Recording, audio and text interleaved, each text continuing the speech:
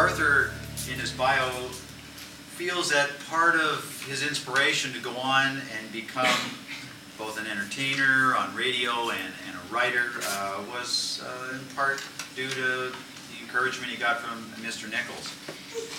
If you're not familiar with Art, Art had the program on CBC, Basic Black. And I know I listened to it many times, not even realizing that Art Black went to King City. And I think that's part of what we're trying to do with this case of distinction. That people will become familiar, kids will become familiar, and I'm enjoying the process as well, learning about people that went here, that went on to achieve pretty remarkable things. And Arthur, he had, when he retired recently, but he had the most popular program on CBC radio for years and years and years. And I think that's a pretty significant achievement in one's life, to have that type of following, loyal fans, and make such a name for himself. He also wrote.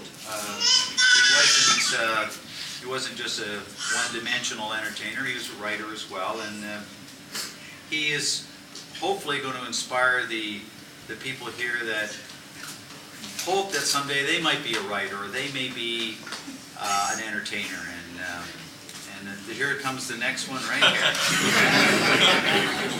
So on behalf of Arthur, his friend and former neighbor, Tom Ellison, who was a student here, and for some of you who didn't know that, and he also taught for, well, maybe I should say he was a teacher here for many years.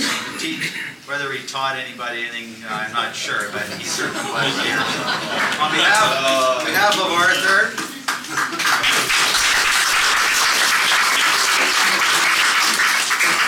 it's nice to see that you don't just hate Abrams. That's right. You got your shotgun. This is his chance to get his shots in.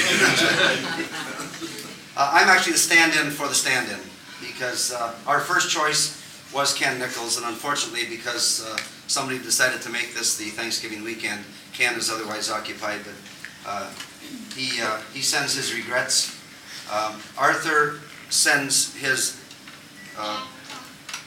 thanks, and that's all I can say, really, because despite the popularity of his show, despite the fact that he was a wordsmith and still is, I think his gratitude can be summed up in one short sentence that he sent me via email.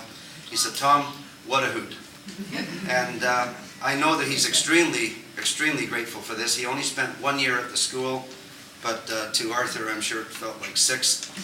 And he makes the reunions when he can.